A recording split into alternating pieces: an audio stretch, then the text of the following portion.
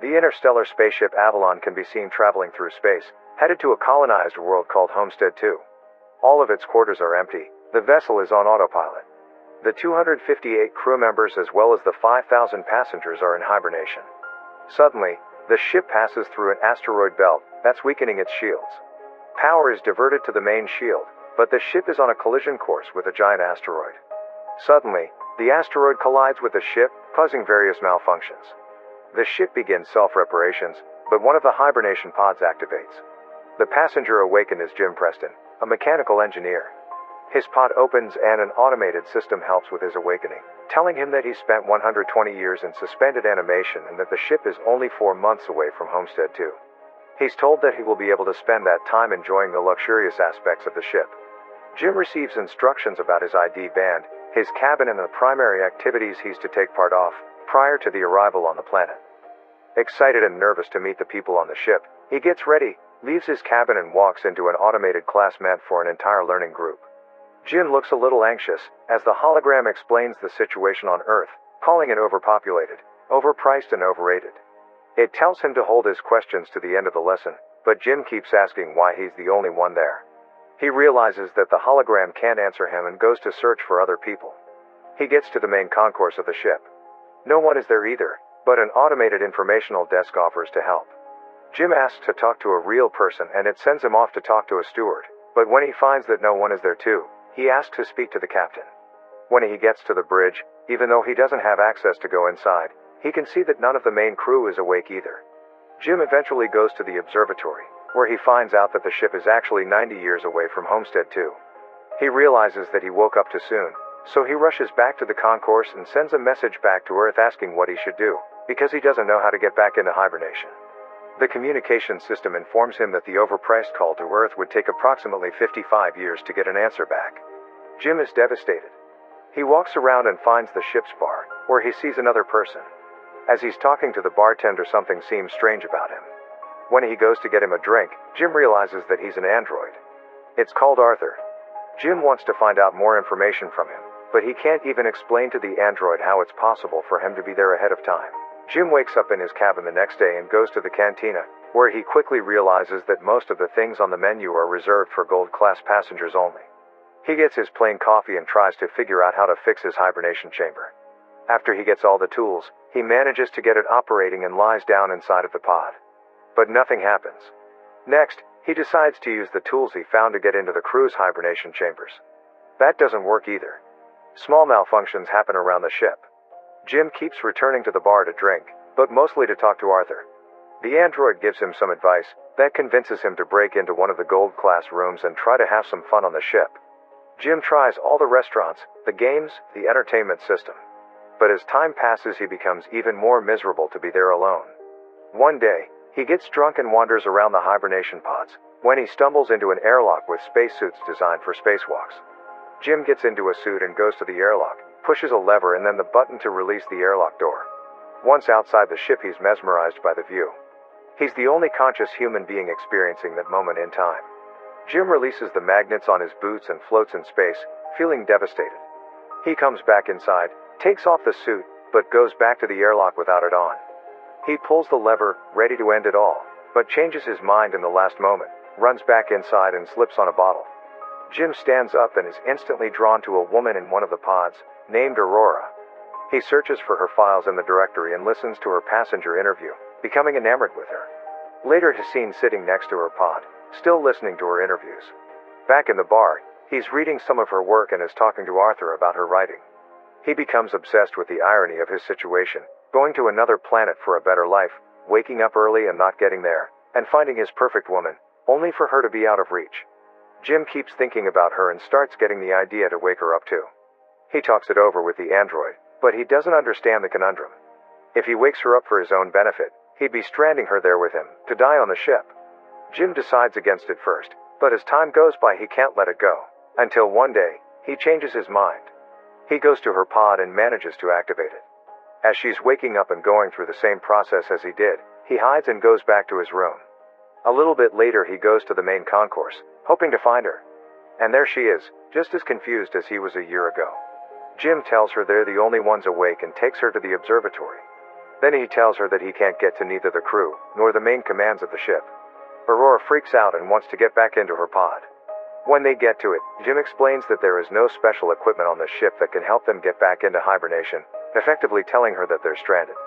They go back at the concourse and he tells her that she should rest, since she just came out of hibernation. She feels sorry for him, having to spend more than a year alone on the ship. Jim goes back to the bar, feeling regretful about what he did. He asks Arthur not to tell Aurora that he was the one that woke her up. The next day, Aurora wakes up. She goes back to the concourse and asks the automated info desk about the hibernation pods. Jim joins her there and they go to get breakfast. As they leave, the info desk has some sort of malfunction. In the cantina, Aurora realizes that Jim has been eating the same breakfast for more than a year and gets him one of the gold-class menus. They talk about the possibility to fix the pods, but, unlike Jim, Aurora isn't ready to give up. She searches through the infirmary, then goes through research documents, eventually ending up at the crew's hibernation quarters trying to break the doors open. Jim notices more malfunctions throughout the ship. Sometime later, Aurora laments about her life on the Avalon. She writes, jogs around the ship and swims in the pool, becoming more and more aware of her situation. She goes to the cantina to interview Jim, thinking that his story might be interesting. She asks why he immigrated to the colony. Jim answers with slogans from the company first, but then further explains that he hopes that on the new world he could be somebody, he could build a life. Later, they end up in the observatory and Aurora finally shares her reason to be there. Unlike the other passengers on the ship, she has a round-trip ticket. Her idea was to go to Homestead 2, live there for a year and come back to Earth, to become the first journalist that has ever done that, writing the greatest story that ever was. Aurora slowly gives up on finding a way to fix their current predicament and Jim figures out a way to cheer her up. He takes her dancing, to the cinema, and to the basketball court. Lastly, he takes her to the bar to meet Arthur. She relaxes for a bit, until she remembers their situation. Jim is left alone with the android, feeling awful about what he's done to her. The next moment he's seen tinkering with something and in the other Aurora walks into the observatory to find a miniature of the Chrysler building he made for her. Sometime later, they go on a date at the bar. They have dinner and share stories about their lives. She tells him that her father died when she was a teenager. After the dinner, Jim takes Aurora to the airlock and they get into the spacesuits. They go out for a spacewalk together. Jim finally has someone to share that magnificent experience with. Jim switches off the magnets on their boots and they float together in space. They come back inside and immediately kiss, retreat to his cabin and sleep together. Soon after, they start living like a couple. Aurora moves into his cabin and writes about her life on the ship. They jog together, eat together, sleep together. Jim explores the ship further and finds the hydroponics bay. He brings Aurora flowers. One day the ship passes by a red giant and they go to the observatory to see it. It's Aurora's birthday, so later that night they celebrate it in one of the many restaurants on the ship and then the bar. Jim goes to the washroom and prepares the ring he made for Aurora, while she stays in the bar chatting with Arthur. The android tells Aurora that Jim woke her up intentionally, unaware that he was still to keep that a secret. Suddenly, Jim comes back and she confronts him in absolute disbelief. She runs away furious and panicked. Jim comes back to his cabin to find all her things gone. He runs into her in the cantina the next day, but the moment he speaks, she runs away. Aurora is desperate. One night she goes over to Jim's cabin, punching and kicking him, wanting to kill him. Talking to her over the comm because she keeps avoiding him, Jim tries to apologize and explain his actions to her. He tells her he fell in love with her, but Aurora doesn't care. She can't forgive him for taking her life. One night, as Jim is in his cabin, another malfunction happens. The ship faces a critical error and the main command shuts down. Later, he walks into the elevator and it malfunctions. Aurora walks into the main concourse and sees that Jim has planted a tree there. Then, she goes to the cantina, where the food dispensary is also malfunctioning. Suddenly, both of them hear the voice of the deck chief over the comms, asking who planted the tree. They both run into the concourse and see Gus Mancuso standing in front of Jim's tree. They introduce themselves and tell the chief about the situation. He doesn't understand how 3 pods could fail. Mancuso takes them to the bridge and he discovers that there is something wrong with the ship, but the information on the systems has to be checked manually. When they leave the bridge, a robot almost falls on their heads and the two of them tell Mancuso that malfunctions have been happening all over the ship more frequently. He says that shouldn't happen, as he shows them how to collect the data. Mancuso checks on the pods, when Jim joins him there. He's figured out what happened with Aurora's pod. The deck chief finds what Jim did to be terrible. Later, He's at the bridge checking the collected data when Aurora joins him. They talk about what happened with her pod, but he tells her that he can't do anything about it. Jim walks in with the 16th broken robot.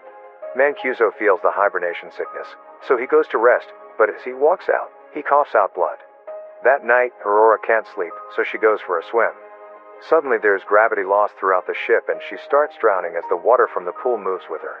The gravity drive resets and she barely makes it out alive. They both run into each other going to find Mancuso. The three of them are back at the bridge, slowly discovering what has been going on with the ship. Mancuso figures out that something happened 2 years ago, taking out a major system. They need to find and fix what has caused the failure, because the entire ship is trying to pick up the slack. If they don't fix it, the entire vessel will be stranded. They go to find the problem, but Mancuso faints, so Jim and Aurora take him to the infirmary. He's dying and there are no treatments that can stop it or prolong the time he has left. Sometime later, the three of them meet in the observatory and Mancuso gives Jim his ID bracelet, tells them to fix the ship and immediately perishes. Suddenly, the lights change to an alarming red and the ship starts shaking. Jim tells Aurora that he needs her help, and they run toward engineering, but there's another failure in the gravity drive. And immediately another one that afflicts Arthur as well. Jim deactivates him. They finally arrive in engineering and start looking for the problem. They find it in the power plant and as they open the hatch, Aurora gets sucked in. The asteroid has caused a breach in the hull in that area. Jim gets sucked in too, but he holds onto the hatch as it keeps closing on him. Eventually he gets sucked in too, but they quickly manage to seal the breach. Instantly after fixing that problem, Jim realizes that there is more than one breach in the hull. The two of them follow the trajectory of the meteor and find that it has hit the reactor control computer. Jim thinks he can find replacement parts for it. They find the part and change it, but the process of venting the reactor still fails. They do it manually, but it fails again. Jim figures out that he needs to open the vent door from outside of the ship, so they can cool the reactor down. Both of them go to the airlock and as he's getting ready to go out, he gives Aurora Mancuso's bracelet, because he might not come back. She helps him with the suit and as he walks into the airlock she tells him to come back because she can't live on the ship without him. Aurora goes back to the reactor, where the temperature has hit critical heights. A bolt from the reactor propels into her arm, as Jim is getting closer to the vent from the outside and sees the door. The temperature rises in the reactor room, while he is trying to bypass the vent door to open it. He soon realizes that he'll have to manually hold the door open so the reactor can vent and he tells Aurora. She doesn't like the plan, but he goes ahead with it and tells her to vent the reactor. She doesn't want him to die and they argue, but he tells her that they have to save the other people and she vents the reactor. The process is successful, but the fumes from the reactor push Jim away and break his tether. The pressure in his suit is dropping too. He tells Aurora what happened and she moves as fast as she can to get to another suit and bring him in. He apologizes to her again. She puts on a suit and flies out to get him, but her tether is too short. She's pulled back, but suddenly grabs onto his tether and manages to pull him in. Aurora drags Jim into the infirmary, only to find out that he's already dead. She uses Mancuso's bracelet to override the medical protocols and to resuscitate him. The medical pod does the work automatically and revives Jim. Aurora forgives him. Later, Aurora fixes Arthur and they give Mancuso a proper space burial. Jim takes her to the infirmary and tells her that he's found a way to use the medical pod as a hibernation one. He tells her to get inside the pod and ride out the rest of the journey in there. But, as is later revealed, she declines and decides to stay with him, awake on the ship. Jim finally proposes to her and they live out their lives on the ship. 88 years later, the Avalon arrives on Homestead 2. The crew wakes up and finds the ship in a very unexpected state. Aurora leaves them a message, retelling the story of the life her and Jim had on the ship while the rest were sleeping. Make sure to subscribe and turn on notifications so you can watch more videos like this. Thanks for watching.